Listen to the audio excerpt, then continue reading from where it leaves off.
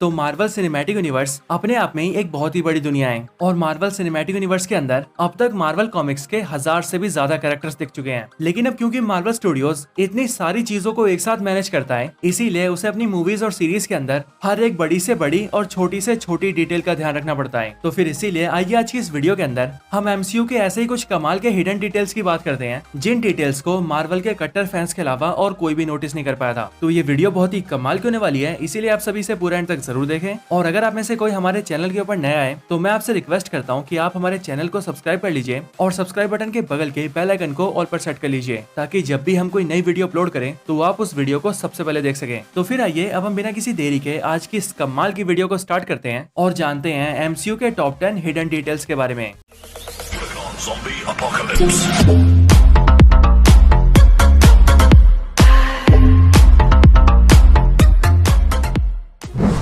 तो चलिए सबसे पहले हिडन डिटेल की बात करते हैं। तो एवेंजर्स एंड गेम के अंदर जब एवेंजर्स की टीम पास्ट में जाकर सारे इन्फिनिटी स्टोन्स को इकट्ठा कर रही होती है, तब उसी टाइम पर पास्ट का एक सीन ऐसा भी आता है जिसके अंदर हमें थैनोस और उसकी दोनों बेटियां दिखती है, यानी कि गमोरा और नेबुला। और हम ये देखते हैं कि थैनोस अपनी आर्मी के साथ मिलकर एक डिफरेंट प्लेनेट के ऊपर कब्जा कर रहा है, और जाहिर है वो ऐसा इसीलिए कर रहा है ताकि वो इस प्लेनेट के भी आधे लोगों को जान से मार सके। लेकिन हिडन डिटेल तो ये है कि यहाँ पर नेबुला और गमोरा जिन लोगों से फाइट कर रहे होते हैं वो लोग असल में कॉर्बोनाइट्स होते हैं। और अगर आप सभी को ये नहीं पता कि कॉर्बोनाइट्स कौन होते हैं, तो मैं आपको बता दूं कि बीटा रेबेल कॉर्बोनाइट ही है, वही बीटा रेबेल जिसने मार्वल कॉमिक्स में थॉर का हैमर उठाया था। तो हाँ, ये सीन सीधा सीधा बीटा रेबेल के लिए रेफरेंस था। हालांकि इससे पहले थॉर रैग्नारोक मूवी के अंदर भी सकार प्लेनेट के अंदर बीटा रेबेल का एक स्टैचू होता है, और एमसीयू के अंदर ये सारे हिंट्स ये जाहिर करते हैं कि बीटा रेबेल एमसीयू के अंदर एग्जिस्ट करता है।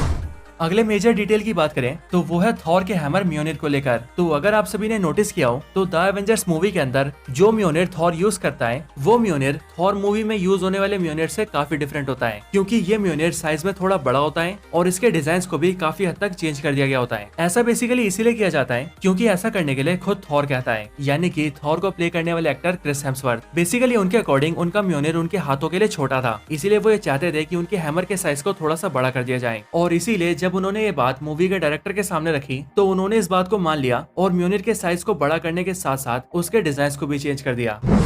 तो अगली डिटेल की बात करें तो वो है स्पाइडरमैन होमकमिंग से। तो स्पाइडरमैन होमकमिंग के अंदर जब स्पाइडरमैन यानी कि पीटर पार्कर अपनी क्लास के अंदर पढ़ाई कर रहा होता है और उसकी क्लासरूम के अंदर उसकी टीचर उसे पढ़ा रही होती है, तभी उसी टाइम पर आप ये नोटिस कर सकते हैं कि टीचर के पीछे वाले वॉल के ऊपर कई सारे बड़े बड़े साइंटिस्टों की फोटो होती है, जैसे कि एल्बर्ट आइंस्टाइन, इसैक न्यूटन और निकोला टेस्ला। लेकिन इन्हीं सारे साइंटिस्टों के साथ साथ यहाँ पर आखिरी में एक फोटो डॉक्टर ब्रूस बैनर की भी होती है, और इसीलिए यहाँ से हमें पता लगता है कि मार्वल सिनेमैटिक यूनिवर्स के अंदर ब्रूस बैनर भी एक बहुत ही बड़ा साइंटिस्ट है और इसका लेवल आइंस्टाइन और न्यूटन जितना है। तो अगली डिटेल है guardians of the Galaxy movie को लेकर। तो गार्डियंस की फर्स्ट मूवी के अंदर जब पीटर क्विल को ज़ेंडार प्लेनेट के अंदर पकड़ लिया जाता है और उसके बारे में इंक्वायरी करके इन्फॉर्मेशन निकाली जा रही होती है, तब उसी टाइम पर हम डिस्प्ले के ऊपर हमें पीटर क्विल के बारे में एक मेजर चीज पता लगती है, क्योंकि अगर आप सभी यहाँ पर ध्यान से देखें तो यहाँ सबसे नीचे एनहेंसमेंट्स में लिखा हुआ है ट्रांसलेटर IMPLA, जिसका मतलब ये बनता है कि स्टार लॉर्ड को पूरी गैलेक्सी और यहाँ तक की पूरे यूनिवर्स की भी सारी लैंग्वेजेस आती है। अब ऐसा इसीलिए पॉसिबल हो पाता है क्योंकि पीटर क्विल एक सेलेस्टियल का बेटा है, जिस वजह से उसकी आधी बॉडी एक सेलेस्टियल की है और आधी बॉडी एक ह्यूमन की है। और शायद यही एक रीजन है कि गार्डियंस की टीम के अंदर रॉकेट के अलावा पीटर क्विल वो दूसरा बंदा होता है जो कि ग्रूट की आई एम ग्रूट वाली लैंग्वेज को समझ पाता है। तो 6 नंबर के हिडन डिटेल की बात करें तो ये हिडन डिटेल है एवेंजर्स एज ऑफ अल्ट्रॉन को लेकर। तो Avengers Age of Ultron movie के अंदर जितने भी सुपर हीरोज एवेंजर्स टीम का पार्ट होते हैं, उनमें से कोई भी ऐसा एक्टर नहीं होता जिसने इस मूवी में काम करने से पहले तक कोई भी ऑस्कर जीता हो। हालांकि ये डिटेल कोई बहुत बड़ी डिटेल तो नहीं है, लेकिन फिर भी मार्वल सिनेमैटिक यूनिवर्स के नजरिए से ये काफी बड़ी डिटेल बन जाती है। तो आप सभी ने मार्वल की व्हाट इफ सीरीज तो देखी होगी, और अगर देखी है तो आप सभी ने इस सीरीज के 8वें एपिसोड के अंदर अल्ट्रॉन और वॉचर के फाइट सीन को भी देखा होगा। तो जब ये दोनों आपस में फाइट कर रहे होते हैं, तब उसी टाइम पर ये दोनों कई सारे यूनिवर्सेस से होकर गुजरते हैं, बिल्कुल उसी तरह से जिस तरह से doctor strange in the multiverse of madness movie के अंदर डॉक्टर स्ट्रेंज और अमेरिका शेवेज गुजरते हैं। तो जब अल्ट्रॉन और वॉचर इन सारे यूनिवर्सेस से गुजर रहे होते हैं, तभी उनमें से एक यूनिवर्स ऐसा भी आता है जिस यूनिवर्स के प्रेसिडेंट कैप्टन अमेरिका होते हैं। और यहाँ इस सीन के अंदर हम ये साफ देख सकते हैं कि कैप्टन अमेरिका यानी कि स्टीव रॉजर्स यूएस के प्रेसिडेंट बनने के लिए शपथ ले रहे हैं। तो यही मैं आप सभी को बता दूं कि मार्वल व्हाट इफ सीरीज का ये hidden detail directly Marvel comics से लिया गया है, क्योंकि मार्वल कॉमिक्स के अर्थ 7901 के अंदर यूनाइटेड स्टेट्स के प्रेसिडेंट और कोई नहीं बल्कि स्टीव रॉजर्स ही होते हैं। तो कैप्टन मार्वल मूवी के अंदर एक सीन ऐसा भी आता है जिसमें कैप्टन मार्वल और निक फ्यूरी आपस में बैठकर बातें कर रहे होते हैं और यहीं पर कैप्टन मार्वल निक फ्यूरी से पूछती है कि मुझे अपने बारे में कोई ऐसी बात बताओ जो बात कोई स्क्रल नहीं जानता है। तो इसी क्वेश्चन का आंसर देते हुए निक फ्यूरी कैप्टन मार्वल को बताता है कि वो किसी भी टोस्ट को डायगनली नहीं खा सकता। अब समझने के लिए मैं आप सबको बता दूं कि सैंडविच का शेप डायगनल होता है और यहाँ पर निक फ्यूरी के कहने का मतलब यही होता है कि वो किसी टोस्ट को सीधा डायगनली नहीं खा सकता। अब ये चीज एमसीयू के अंदर होती भी है, क्योंकि अगर आप सभी को याद हो तो Avengers Age of Ultron movie के इस सीन के अंदर निक फ्यूरी जब अपने हाथों में टोस्ट उठाता है तो वो पहले टोस्ट को बीच से तोड़ता है और फिर उसके बाद ही उसे खाता है।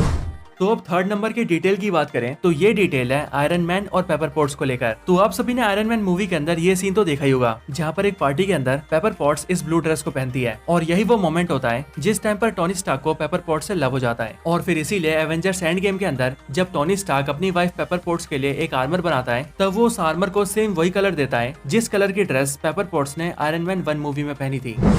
तो ये वाली हिडन डिटेल है नैनोटेक को लेकर। तो एवेंजर्स इन्फिनिटी वॉर के अंदर आयरन मैन के नैनोटेक सूट को देखकर बहुत से फैंस ये मान रहे थे कि एमसीयू के अंदर ब्लैक पैंथर की बहन शूरी टोनी स्टार्क से ज्यादा स्मार्ट है, और वो इसीलिए क्योंकि जो नैनोटेक वाला सूट आयरन मैन ने एवेंजर्स इन्फिनिटी वॉर में पहना था उसी नैनोटेक से बने सूट को शूरी ने ब्लैक पैंथर मूवी में ही बना दिया था। वही नैनोटेक वाला सूट जिसे ब्लैक पैंथर अपनी माला में डालकर घूम रहा था। तो अब जो लोग भी ऐसा सोच रहे हैं कि शूरी टोनी स्टार्क से ज्यादा स्मार्ट है तो उन सब के लिए मैं बता दूं कि ना तो ऐसा था, ना है और ना ही कभी फ्यूचर में होगा, और वो इसीलिए क्योंकि टोनी स्टार्क इन सभी से बहुत आगे हैं। शूरी जिस नैनोटेक को ब्लैक पैंथर मूवी में इन्वेंट करती है उसे अपने टोनी स्टार्क ने कई साल पहले आयरन मैन 2 मूवी के अंदर इन्वेंट कर लिया था। और ये चीज हमें पता लगती है आयरन मैन 2 मूवी के एक डिलीटेड सीन से, जिसके अंदर हम ये साफ देख सकते हैं कि टोनी स्टार्क ने नैनोटेक को क्रिएट कर रखा है और वो नैनोटेक से बनी इस चीज को पेपर पॉट्स के हाथ में भी देता है। तो हाँ, यहीं से साबित हो जाता है कि शूरी का दिमाग भी टोनी स्टार्क के दिमाग के सामने कुछ भी नहीं है।